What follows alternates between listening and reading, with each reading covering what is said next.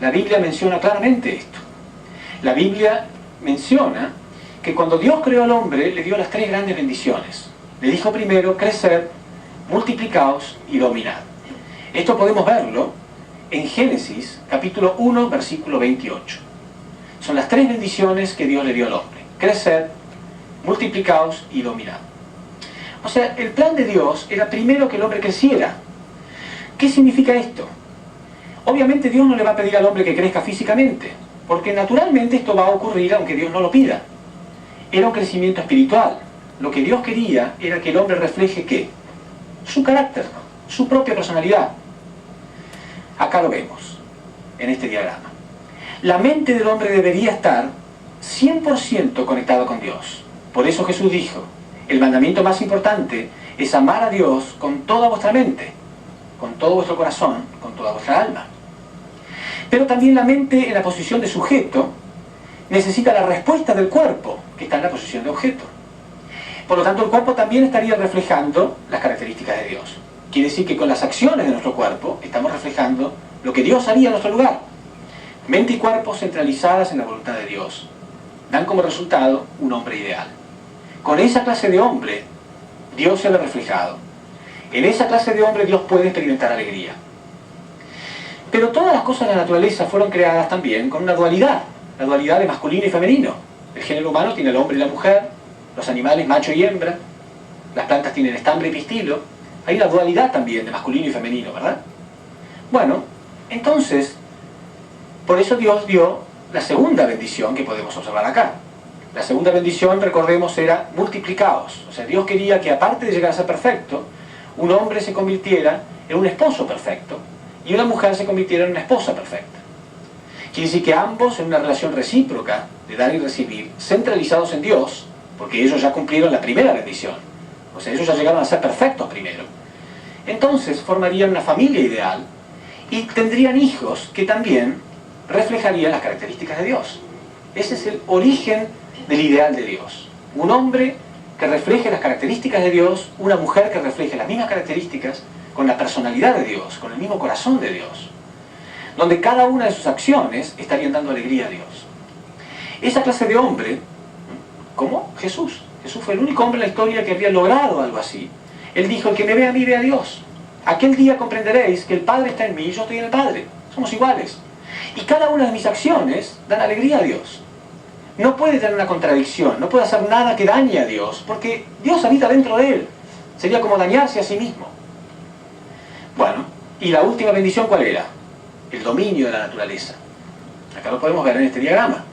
Una humanidad perfecta, perfectamente centralizada en Dios, en perfecta armonía con toda la creación, darían un mundo ideal. ¿Qué vemos hoy en día? ¿Vemos una humanidad armoniosa con la creación? La Biblia dice lo siguiente. Dice que la creación está gimiendo, llorando, con dolores de parto. Las mujeres acá presentes saben que los dolores de parto son los más fuertes que hay. La creación está gimiendo con dolores de parto, esperando la manifestación de los hijos de Dios. O sea, nunca existieron hijos de Dios verdaderos. Y la creación está sufriendo, porque ella existe para los hijos verdaderos de Dios. Y este hombre actual, ¿qué relación tiene con la naturaleza? Contamina las aguas, contamina el aire, destruye especies de animales que le son útiles, está destruyendo la creación. O sea, no hay un mundo ideal. Y por supuesto la creación reacciona. Hay enfermedades. Constantemente la creación está de algún modo reaccionando en contra de aquel que le hace daño. Y al final nosotros terminamos haciéndonos daño también. Entonces el ideal de Dios no se llevó a cabo. ¿Por qué no hay un mundo ideal? Porque no hay familias ideales. ¿Y por qué no hay familias ideales? Porque no hay individuos ideales que puedan formar esas familias. Entonces, ¿cuál es la solución a esto? Mucha gente ha pensado que quizá cambiando el mundo, el individuo va a cambiar. No. El individuo no es una extensión del mundo. El mundo es una extensión del individuo. La sociedad humana es una extensión de nosotros. Quiere decir que el primero que tiene que cambiar es el individuo. Cuando el individuo cambia, podrá formar familias perfectas. Y familias perfectas formarán sociedades perfectas, naciones perfectas. Y esas naciones formarán un mundo perfecto después.